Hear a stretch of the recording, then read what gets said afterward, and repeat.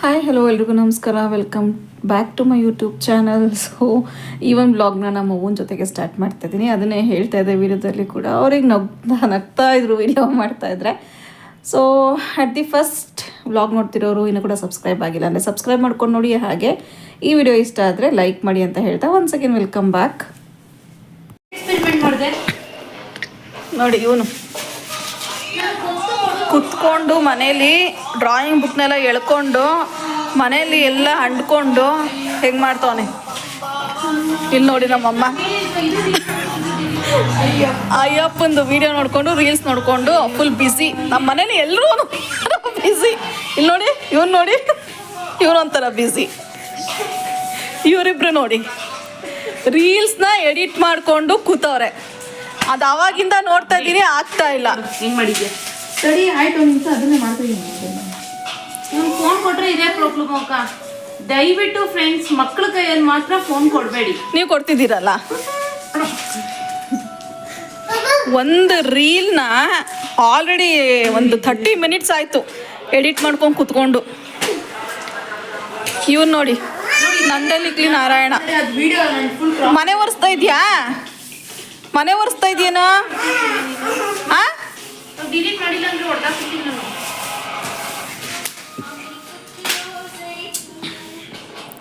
ಇದರಲ್ಲಿ ಇವ್ರ ಜಂಜಾಟದಲ್ಲಿ ಬಡವರಾಗಿರೋದು ನಾನು ನಮ್ಮ ಅವ್ವ ಇಬ್ಬರೇ.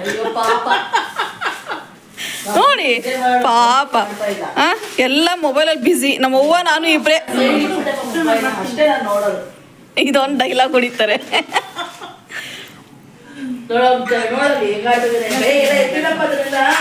ನೋಡಿ ನೋಡಿ ಮನೆ ಒರೆಸಿಲ್ವಂತೆ ಅವ್ರ ಅಮ್ಮ ನೆಟ್ಟಿಗೆ, ಅದಕ್ಕೆ ಇವನ್ನೆಲ್ಲ ಒರೆಸ್ಕೊಂಡು ಕೂತವನೆ.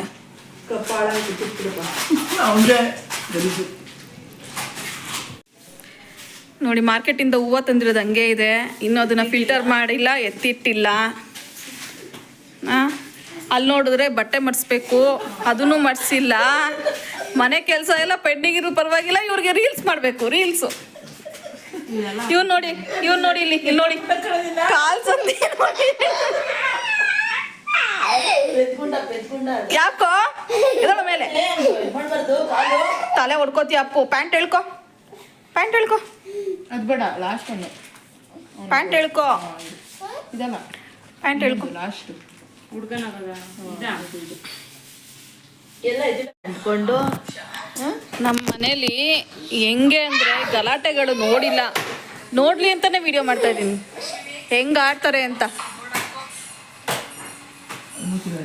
ಸುಮ್ಮನಿರೋ ಡ್ರಾಯಿಂಗ್ ಬುಕ್ ಎಲ್ಲ ಚೆನ್ನಾಗಿದ್ಯಾ? 30 ಸೆಕೆಂಡ್ಸ್ ಇಲ್ಲ ವಿಡಿಯೋ, ಸಾಕು ಅಷ್ಟೇ.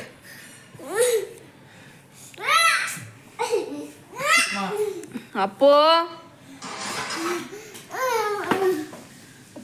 ಡ್ಯಾನ್ಸ್ 3, 4, 5, 6, 7, 8, 9, 10, 11, 12, 13, 14, 15, 17, 18, 19, 20.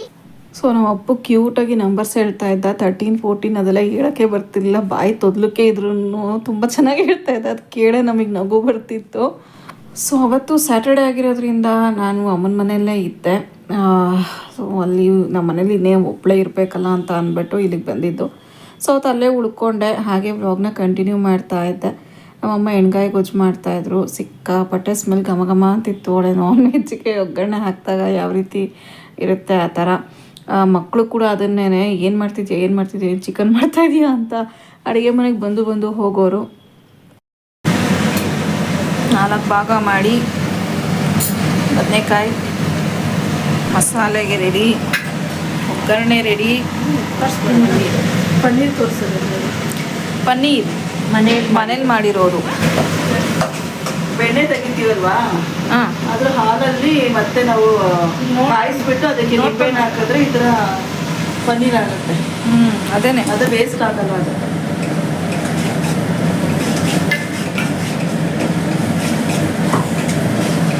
ಗ್ರೇವಿಗೆಲ್ಲ ಯೂಸ್ ಮಾಡ್ಕೋಬೋದು. ಗ್ರೇವಿಗೆ ಯೂಸ್ ಮಾಡ್ಕೋಬೋದು ಬೇಕು ಅಂದರೆ. ಚೆನ್ನಾಗಿರುತ್ತಲ್ಲ, ಕ್ರೀಮಿಯಾಗಿ ಬರುತ್ತೆ. ಅದಕ್ಕಾರ ಯೂಸ್ ಮಾಡ್ಕೋಬೋದು ವೆಜ್ ಗ್ರೇವಿಗಳಿಗೆ. ಆಲ್ರೆಡಿ ವಿಡಿಯೋದಲ್ಲಿ ನಾನು ಹೇಳಿದ್ದೀನಿ. ಹೇಳಿದ್ಯಲ್ಲ. ಅಡುಗೆ ಮಾಡೋದ್ರಲ್ಲಿ ಬದನೆಕಾಯಿ ಹಾಕೋದು. ಬದನೆಕಾಯಿ ಹಾಕ್ತಾಯಿದ್ದೀನಿ ನೋಡು. ಬದನೆಕಾಯಿ ಎಣ್ಣೆಗೆ ಹಾಕ್ಕೊಂಡು ಚೆನ್ನಾಗಿ ಫ್ರೈ ಮಾಡ್ಕೊಳ್ಳೋದು.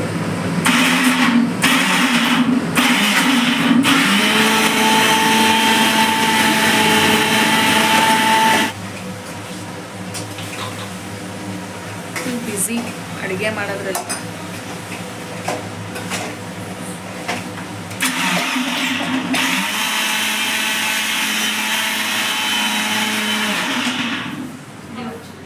ಟಿವಿ ಹಾಕ್ಲವ?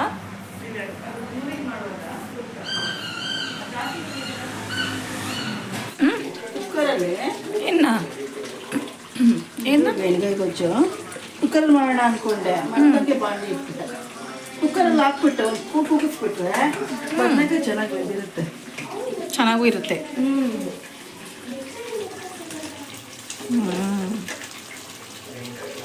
ಸಣ್ಣ ಮಾಡಲಾ? ಸಣ್ಣ ಮಾಡಪ್ಪ. ಎಗುರ್ತಾ ಇದೆ. ಮಸಾಲೆಗೆ ಪನ್ನೀರ್ ಹಾಕಿ ಗ್ರೈಂಡ್ ಮಾಡಿರೋದು. ಟೇಸ್ಟ್ ಅಂತೂ ಸಖತ್ತಾಗಿರುತ್ತೆ. ಇದು ಚಪಾತಿ ಹಿಟ್ಟು.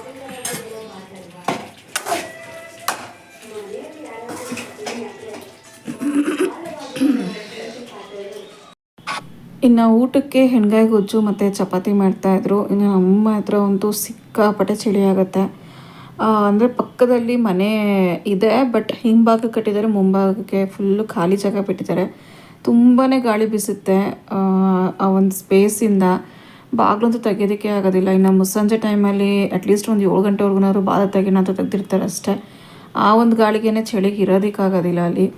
ಮೊದಲೇ ಮನೆ ಗ್ರಾನೈಟ್ ಆಗಿರೋದ್ರಿಂದ ಸಿಕ್ಕಾಪಟ್ಟೆ ಕಾಲು ಕೊರಿತಾ ಇರುತ್ತೆ. ಇನ್ನು ಹೊರಗಡೆ ಅಂತೂ ಸಿಕ್ಕಾಪಟ್ಟೆ ಥಂಡಿ ಇರುತ್ತೆ.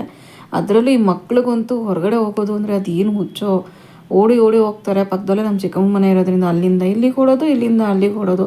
ಮೊದಲೇ ಥಂಡಿ ಬೇರೆ ಜಾಸ್ತಿ ಆಗಿರೋದ್ರಿಂದ ಎಲ್ಲಿ ಶೀತ ಆಗುತ್ತೋ ಅಂತ ನಮಗೆ ಭಯ. ಈ ಮಕ್ಕಳು ಮಾತ್ರ ಓಡಾಡ್ತಿರ್ತಾರೆ. ಅದಕ್ಕೆ ಅಮ್ಮ ಕೋಲ್ ತಗೊಂಡು ಎದುರಿಸ್ತಾ ಇದ್ರು.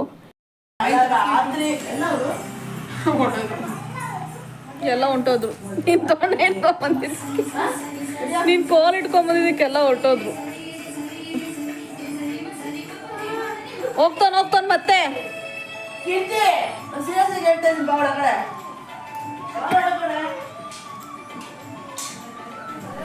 ಇನ್ನು ಅಪ್ಪು ಅಂತೂ ಗೊಜ್ಜನ್ನ ನೆಗ್ತಾ ಇದ್ದ. ಅಷ್ಟು ಇಷ್ಟ ಅವನಿಗೆ. ಚೆನ್ನಾಗಿದ್ರೆ ಅದನ್ನು ಟೇಸ್ಟ್ ಮಾಡ್ತಾ ಇರ್ತಾನೆ. ಹಾಗೆಯೇ ಇನ್ನು ನನ್ನ ಮಗ ಅಶ್ವಿನಿಗೆ ಹೆಲ್ಪ್ ಮಾಡಿಕೊಂಡು ಚಪಾತಿ ಸುಡ್ತಾ ಇದ್ದ. ಅದನ್ನು ವೀಡಿಯೋ ಮಾಡ್ತಿದ್ದೀನಿ ಅಂತ ಅವನಿಗೇನೋ ಒಂಥರ ವೀಡಿಯೋದಲ್ಲಿ ತೋರಿಸ್ಬೇಡ ಅಂತ ಇದ್ದ. ಏನಾಗುತ್ತೆ ತೋರಿಸಿದ್ರೆ ವೀಡಿಯೋದಲ್ಲಿ ಕಲಿಬೇಕು ಗಂಡು ಮಕ್ಕಳು ಅಂತ ನಾನು ಹಾಗೆ ತಮಾಷೆ ಮಾಡಿಕೊಂಡು ಅದೊಂದು ಸ್ವಲ್ಪ ಕಾಲಿಡಿತಾ ಇದ್ದೆ ಅವನಿಗೆ. ಕೀರ್ತಿ ಸುತ್ತಿದ್ದ ಚಪಾತಿ ವಿಡಿಯೋ ಮಾಡ್ತಾ ಇದಾರೆ ಅಂತ ಅಂದ್ಬಿಟ್ಟು ಎಸ್ಕೇಪ್ ಆಗಿದ್ದಾನೆ. ಇದು ಈಗ ಬಂದ ಸುದ್ದಿ. ಆಯ್ತು ಬಾ ಅನ್ಕೋಬಾರ್ದು. ನಾನು ಹೆಲ್ಪಿಂಗ್ ಹ್ಯಾಂಡ್ ಇವನೇ ಮಾಡ್ಲಿ. ಯಾಕಂದ್ರೆ ನನ್ನ ಮಗ ಇನ್ನೂ ಚಿಕ್ಕವನು, ದೊಡ್ಡವ್ ನಂಗೆ ವಯಸ್ಸಾಗಿರೋದು. ಎಷ್ಟು ಕೆಲಸ ಮಾಡ್ತಾರೆ. ಅವ್ರ ಮಮ್ಮಿಗೂ ಹೆಲ್ಪ್ ಮಾಡ್ತಾನೆ, ಅವ್ರ ಅತ್ತೆಗೂ ಹೆಲ್ಪ್ ಮಾಡ್ತಾನೆ. ನೋಡಿ ಮಕ್ಕ ತೋರ್ಸ್ಕೊಂತಲ್ಲ, ಅದು ಹೇಳಿದ ಈ ಕೈಯಲ್ಲಿ ಮಾಡಿರೋ ಏನು ಅಲ್ಲಲ್ಲ, ಈ ಕೈಯಲ್ಲಿ ಮಾಡಿ ಈ ಕೈ ಗೊತ್ತಾಗ್ಬಾರ್ದು, ಈ ಕೈ ಗೊತ್ತಾಗ್ಬಾರ್ದು ಆ ಥರ ಇವನು. ಎತ್ತೆತ್ತು. ಅಯ್ಯೋ ನಮ್ಮಪ್ಪ ಅಷ್ಟೇ. ಮಾತಾಡ್ಕೊಂಡು ಚಪಾತಿ ಸಿಸ್ತಾ ಇದ್ದೀರಾ? ಏನೇ ಆದರೂ ಮಕ್ಕಳಿಗೆ ಸ್ವಲ್ಪನಾದರೂ ಹೆಲ್ಪ್ ಮಾಡೋದನ್ನು ಕಲಿಸ್ಲೇಬೇಕು. ಯಾಕಂದರೆ ಎಲ್ಲ ಟೈಮು ಒಂದೇ ಥರ ಇರಲ್ಲ. ನಾಳೆ ದಿವಸ ಹೇಗೋ ಏನೋ ಗೊತ್ತಿರಲ್ಲ. ಅಟ್ಲೀಸ್ಟ್ ಅವ್ರಿಗೆ ಮಾಡೋ ಕೆಲಸ ಅವ್ರಿಗೆ ಗೊತ್ತಿದ್ರೆ ಮುಂದೆ ಅವ್ರಿಗೆ ಒಳ್ಳೆಯದು. ಹಾಗೆಯೇ ಸಣ್ಣ ಪುಟ್ಟದ್ದು ಈ ಥರ ಚಪಾತಿ ಸುಡೋದು ಅಥವಾ ಒಂದು ಕಾಫಿ ಮಾಡ್ಕೊಂಡು ಕೊಡೋದು, ಬಿಸಿನೀರು ಕಾಯಿಸ್ಕೊಡೋದು, ಅಟ್ಲೀಸ್ಟ್ ಒಂದು ಅಕ್ಕಿ ತೊಳ್ದು ಇಟ್ಕೊಳ್ಳೋ ಅಷ್ಟಾದರೂ ನಾವು ಮಕ್ಕಳಿಗೆ ಕಲಿಸ್ಬೇಕು ಅನ್ನೋದು ನನ್ನ ಭಾವನೆ. ಸೊ ಅದೇ ರೀತಿ ನನ್ನ ಮಗನಿಗೆ ಸ್ವಲ್ಪ ಹೆಲ್ಪ್ ಮಾಡು ಅಂತ ಹೇಳಿ ನಾನು ಅರ್ಥ ಮಾಡಿಸಿ ಹೇಳ್ತೀನಿ. ಪಾಪ ಮಾಡ್ತಾನೆ, ಇಲ್ಲ ಅಂತ ಹೇಳೋದಿಲ್ಲ.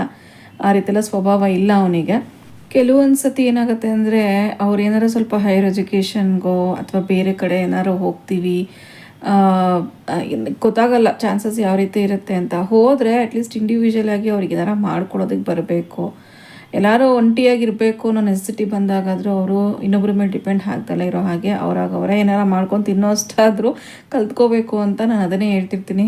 ಯಾಕಂದರೆ ಎಲ್ಲ ಸಿಚುವೇಶನ್ ಒಂದೇ ಥರ ಇರೋದಿಲ್ಲ ಅಲ್ವಾ. ಯೂಶಲಿ ಇವಾಗ ಕೇಳ್ತಿರ್ತೀವಿ, ಎಷ್ಟೋ ಜನ ಮಕ್ಕಳು ಅಬ್ರಾಡಲ್ಲಿ ಓದ್ತಿರ್ತಾರೆ ಅಥವಾ ಹೊರಗಿನ ರಾಜ್ಯಗಳಲ್ಲಿ ಓದ್ತಿರ್ತಾರೆ, ಅವ್ರಿಗೆ ಊಟ ತಿಂಡಿ ಕರೆಕ್ಟಾಗಿರೋದಿಲ್ಲ.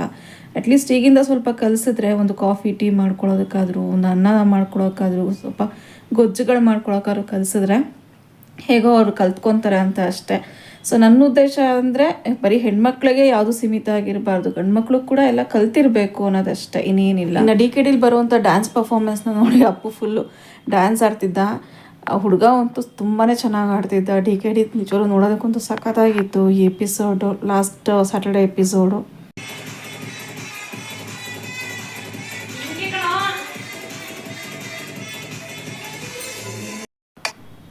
ಇನ್ನು TV ನೋಡಿಕೊಂಡು ಅಂದರೆ ಡ್ಯಾನ್ಸ್ ಎಲ್ಲ ನೋಡಿಕೊಂಡು ಬಿಗ್ ಬಾಸ್ ನೋಡಿ, ಅಂದರೆ ಬಿಗ್ ಬಾಸ್ ಕಂಪ್ಲೀಟಾಗೇನು ನೋಡೋದಿಲ್ಲ, ಒಂದು ಸ್ವಲ್ಪ ಹೊತ್ತು ಅಷ್ಟೇ, ಒಂದು 10 ಗಂಟೆಗೂ ನೋಡ್ಬೋದು, ಆಮೇಲಂತೂ ನಿದ್ದೆ ತಡೆಯೋದಕ್ಕಾಗೋದಿಲ್ಲ. ಸೊ ಮಾರನೇ ದಿವಸ ಇದು ರಿಕ್ಯಾಪ್ ಆಗ್ತಾರಲ್ಲ ನೋಡ್ಕೊಂಡ್ರೆ ಆಯಿತು ಅಂತ ಅಂದ್ಕೊಂಡು ಊಟ ಮಾಡಿ ಎಲ್ಲ ಮಲಗಿದ್ವಿ. ಇನ್ನು ಸ್ಯಾಟರ್ಡೇ ವ್ಲಾಗ್ನ ನಾನು ಮತ್ತೆ ಸಂಡೇ ಕಂಟಿನ್ಯೂ ಮಾಡಿದೆ. ಸಂಡೇ ನಮಗೆ ಒಂದು ಫಂಕ್ಷನ್ ಇತ್ತು, ಬರ್ಡೇ ಪಾರ್ಟಿ ಇತ್ತು. ಸೊ ಅಲ್ಲಿಗೆ ಹೋಗ್ಬೇಕಾಗಿತ್ತು, ಎಲ್ಲ ರೆಡಿಯಾಗಿ ಮಧ್ಯಾಹ್ನಕ್ಕೆ ಅಂತ ಇದ್ದಿತ್ತು. ಸೊ ಹೊರಟ್ವಿ.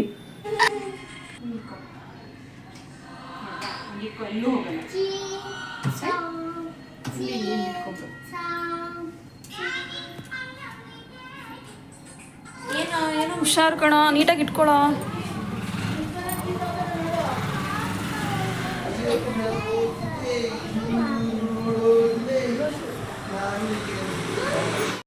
ನಮ್ಮ ಮನೆ ಹತ್ರನೇ ಇರುವಂಥ ಕ್ಲಬ್ಬಲ್ಲಿ ಪಾರ್ಟಿ ಇತ್ತು. ನಮ್ಮ ಮನೆ ಹತ್ರನೇ ಇರುವಂಥ ಕ್ಲಬ್ಬಲ್ಲಿ ಬರ್ಡೇ ಇದ್ದಿತ್ತು, ಮಧ್ಯಾಹ್ನಕ್ಕೆ ಇತ್ತು. ಸೊ ಒಳ್ಳೆಯದಾಯಿತು, ಆರಾಮಾಗಿ ಹೋಗಿ ಬರೋಣ ಅಂತ ಅಂದ್ಬಿಟ್ಟು ರೆಡಿ ಆದ್ವಿ. ಸೊ ಈ ಒಂದು ಸ್ಯಾರಿ ವೇರ್ ಮಾಡಿದ್ದೀನಿ, ಹಾಗೆಯೇ ನೆಕ್ ಪೀಸ್ ನೋಡ್ತಿದ್ದೀರಾ ಅಲ್ವಾ. ಸೊ ಗೋಲ್ಡ್ ಚೈನ್ಗೆ ಲಕ್ಷ್ಮಿ ಪೆಂಡೆಂಟ್ ಇರೋದು. ಇದ್ರ ಪ್ರೈಸ್ ಬಂದು 450 ಏನೋ ಪೇ ಮಾಡಿದೆ. 450ನೇ 2 months ಬ್ಯಾಕ್ ಪರ್ಚೇಸ್ ಮಾಡಿದ್ದು. ಒಂದು ಸತಿ ಇದನ್ನು ಆಲ್ರೆಡಿ ಇದು ಸೆಕೆಂಡ್ ಟೈಮ್ ನಾನು ವೇರ್ ಮಾಡ್ತಾ ಇರೋದು. ಒಂದು ಸತಿ ಆಲ್ರೆಡಿ ವೇರ್ ಮಾಡಿದ್ದೆ. ಸೊ ಪೆಂಡೆಂಟು ಎಲ್ಲ ತುಂಬಾ ಚೆನ್ನಾಗಿ ಕಾಣಿಸ್ತಿತ್ತು, ಅದನ್ನೇ ಹೇಳ್ತಾಯಿದ್ರು ತುಂಬ ಚೆನ್ನಾಗಿ ಕಾಣಿಸ್ತಿದೆ ಅಂತ ಅಂದ್ಬಿಟ್ಟು. ಇದಕ್ಕೆ ಸೇಮ್ ಪೆಂಡೆಂಟ್ ಯಾವ ರೀತಿ ಇದೆ ಅದೇ ರೀತಿ ಚಿಕ್ಕ ಸೈಜಲ್ಲಿ ಲಕ್ಷ್ಮಿ ಇದರಲ್ಲೇ ಓಲೆ ಬರುತ್ತೆ. ಬಟ್ ಅದು ನನಗೆ ಸಿಗಲಿಲ್ಲ ನಾನು ರೆಡಿ ಆಗೋ ಟೈಮ್ಗೆ. ಅದಕ್ಕೆ ಇರಲಿ ಅಂತ ಅಂದ್ಬಿಟ್ಟು ಗೋಲ್ಡ್ ಇಯರಿಂಗ್ಸ್ ಹಾಗೆ ಇತ್ತಲ್ಲ, ಅದನ್ನೇ ವೇರ್ ಮಾಡಿದೆ. ಬಟ್ ಇದು ಚೈನ್ ಅಂತೂ ತುಂಬಾ ಚೆನ್ನಾಗಿ ಕಾಣಿಸ್ತಾ ಇತ್ತು. ಇನ್ನು ಬರ್ಡೇ ಫಂಕ್ಷನಿಗೆ ಬಂದ್ವಿ. ಹೆನಿಶಿ ಅಂತ ಗರ್ಲ್ ಬೇಬಿ 1 year ಆಗಿತ್ತು. ಸೊ ಅವ್ರ ಬರ್ತ್ಡೇ ಸೆಲೆಬ್ರೇಟ್ ಮಾಡ್ತಿದ್ದಿತ್ತು. ಸೊ ಚೆನ್ನಾಗಿ ರೆಡಿಯಾಗಿದ್ದರು ಎಲ್ಲರೂ ಕೂಡ, ಹಾಗೆ ಡೆಕೋರೇಷನ್ ಎಲ್ಲ ಚೆನ್ನಾಗಿತ್ತು.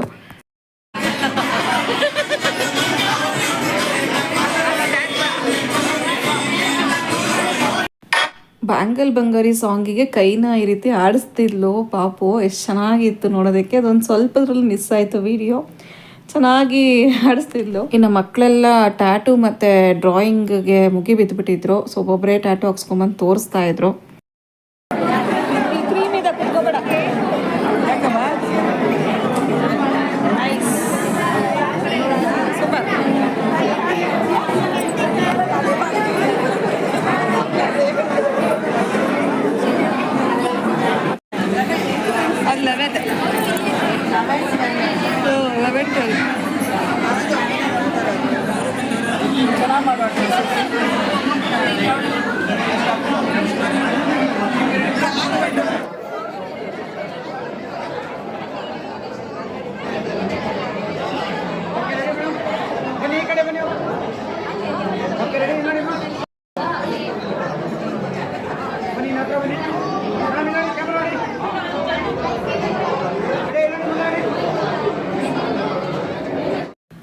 ಇನ್ನು ನಾವೆಲ್ಲ ಊಟಕ್ಕೆ ಕೂತ್ಕೊಂಡು ಊಟ ಮಾಡಿದ್ವಿ. ಮಕ್ಕಳೆಲ್ಲ ಅಲ್ಲಿ ಕ್ಯೂ ನಿಂತ್ಕೊಂಡ್ಬಿಟ್ಟಿದ್ರು ಟ್ಯಾಟೂ ಹಾಕ್ಸೋದಕ್ಕೆ ಮತ್ತು ಸ್ಕೆಚ್ ಎಲ್ಲ ಬರ್ಸ್ಕೊಡೋದಕ್ಕೆ, ಕಾರ್ಟೂನ್ ಸ್ಕೆಚ್ಚು.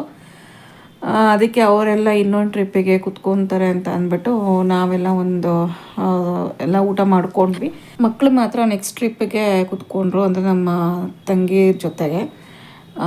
ಇನ್ನು ನಾನು, ನಮ್ಮವ್ವ, ನಮ್ಮಮ್ಮ, ನಮ್ಮ ಚಿಕ್ಕಮ್ಮ, ಹಾಗೆ ಅವರು ನಮ್ಮ ನೇಬರ್ ಜಗ ಆಂಟಿ ಅಂತ, ಅವರು ಎಲ್ಲರದು ಊಟ ಆಗಿತ್ತು. ಸೊ ಜಸ್ಟ್ ಹಾಗೆ ಮಕ್ಳಿಗೋಸ್ಕರ ವೆಯ್ಟ್ ಮಾಡ್ಕೊಂಡು ಕೂತಿದ್ವಿ, ಊಟ ಮಾಡ್ಕೊಂಡು ಬರಲಿ ಅಂತ ಬೀಡ ತಿಂತಾಯಿದ್ವಿ.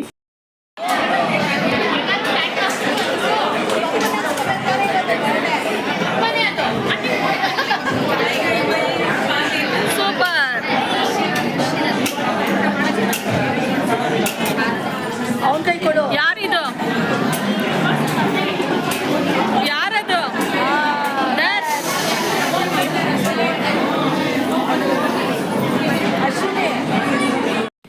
ಈ ಥರ ಬರ್ಡೇ ಪಾರ್ಟಿಗೆಲ್ಲ ಮಕ್ಕಳಿದ್ರೇ ಚೆಂದ. ಸೊ ಅವ್ರ ತುಂಟಾಟಗಳು ಮತ್ತು ಅವರೇ ಎಂಜಾಯ್ ಮಾಡೋದು, ಕೇಕ್ ತೊಗೊಂಡು ಹಾಗೆ ಟ್ಯಾಟೂ ಹಾಕಿಸ್ಕೊಂಡು ಇದೆಲ್ಲ ಅವರೇ ಎಂಜಾಯ್ ಮಾಡೋದು ಜಾಸ್ತಿ. ಸೊ ನಮಗಿಂತ ಇನ್ನು ಎಲ್ಲ ಮುಗಿಸ್ಕೊಂಡು ನಾವು ಕೂಡ ಮನೆಗೆ ಹೊರಟ್ವಿ. ಸೊ ಇದಿಷ್ಟ ಆಗಿತ್ತು ಅವತ್ತಿನ ದಿವಸದ ಬ್ಲಾಗ್. ಇನ್ನು ಈ ಬ್ಲಾಗ್ ನಿಮ್ಗೆ ಇಷ್ಟ ಆಗಿದೆ ಪ್ಲೀಸ್ ಲೈಕ್ ಮಾಡಿ, ಶೇರ್ ಮಾಡಿ, ಹಾಗೆ ಸಬ್ಸ್ಕ್ರೈಬ್ ಮಾಡ್ಕೊಳ್ದೆಲ್ಲ ಇರೋರು ಸಬ್ಸ್ಕ್ರೈಬ್ ಮಾಡ್ಕೊಂಡು ನೋಡಿ ಅಂತ ಹೇಳ್ತಾ, ಸೊ ನೆಕ್ಸ್ಟ್ ಬ್ಲಾಗಲ್ಲಿ ಮೀಟ್ ಆಗ್ತೀನಿ. Until then thanks for watching.